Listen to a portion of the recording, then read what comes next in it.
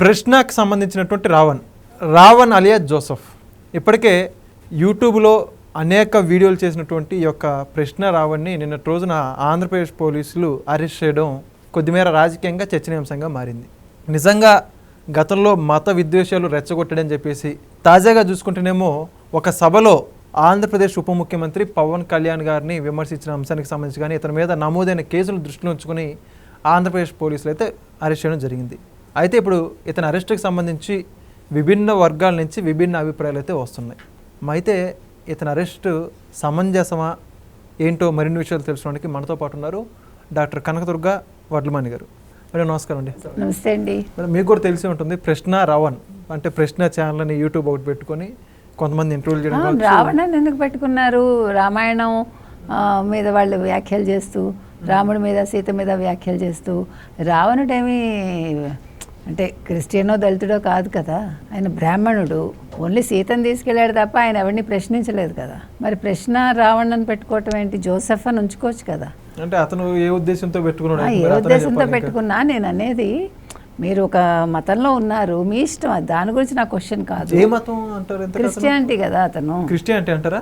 Joseph అంటే క్రిస్టియనే కదా. మరి జోసెఫ్ అంటే హిందూస్లో పేరు ఉండదు కదా. మరి అలాంటప్పుడు మీరు మీ పేరు దాచుకోవటం ఎందుకు, రావణ్ అని పెట్టుకోవటం ఎందుకు? నేను ప్రశ్నిస్తున్నది అది.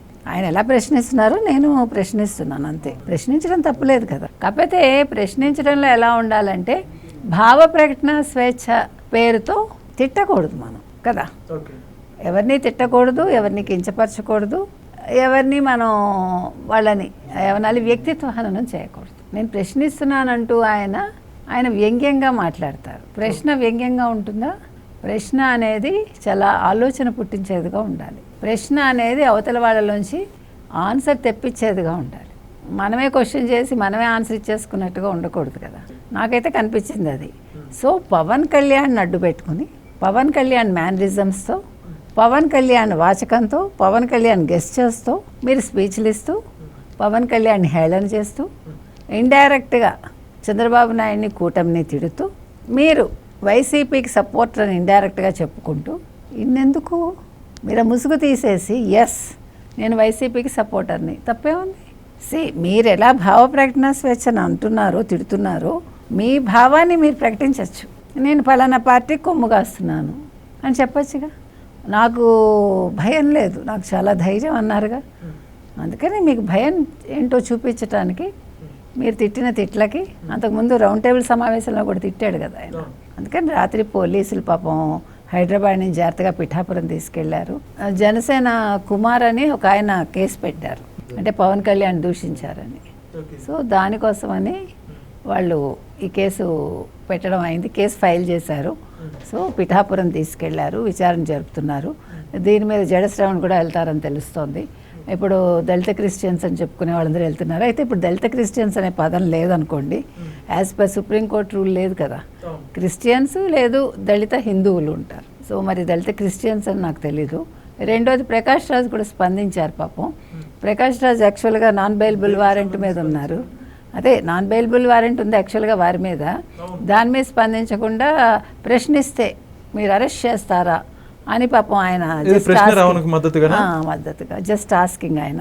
మనం కూడా just asking mister Prakash Raj, ముందు పాపం వెళ్ళి మీరు నాన్ బెయిలబుల్ వారెంట్ ఉంది, పోలీసులకు వెళ్ళి కలవండి, ఆ విషయం ఏదో తేల్చుకోండి, తర్వాత ప్రశ్న రావణ్కి మద్దతు ఇద్దరుగానని చెప్తున్నాను. మరి ఈయన తర్వాత జడశ్రవణ్ గారి మీద కూడా కేసు నమోదైంది. మొత్తం ఒక్క సభతో ఇంతమంది మీద కేసులు నమోదయ్యాయి, ఏంటంటారు?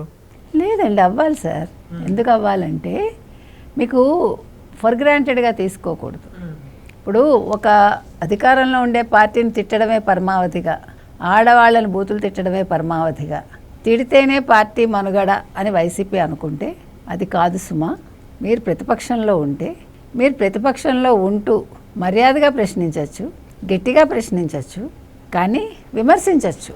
కానీ బూతులు తిట్టడం, వ్యక్తిత్వ హననాలు చేస్తే ఇలాగే ఉంటుంది సుమా అని చెప్పడం. ఓకే, మరి అయితే ఇప్పుడు వీళ్ళందరూ కూడా వరుస క్యూ కట్టి మరి జైలులో వీళ్ళ పరిస్థితి అంటారు. మళ్ళీ అంటే మత విద్వేషాలు రెచ్చగొట్టడం వీళ్ళు టార్గెట్ అంటారా, రాజకీయాలు అంటారా? వీళ్ళ ఉద్దేశం ఏంటి అసలు?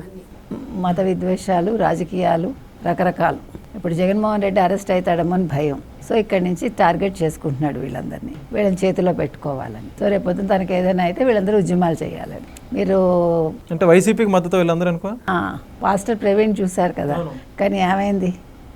అక్కడ వాస్తవాలు బయటకు వచ్చాక ఒక్కొక్కళ్ళు నోరు మూసుకున్నారు కదా. ఇక్కడ వీళ్ళందరూ జైలుకి వెళ్ళాక మరి వీళ్ళకి వాస్తవాలు అర్థమైతే ఇంకా మళ్ళీ మాట్లాడరు. కాదు అనుకుంటే మరి జగన్మోహన్ రెడ్డికి సపోర్ట్ చేస్తారేమో మనకు తెలియదు. Thank you.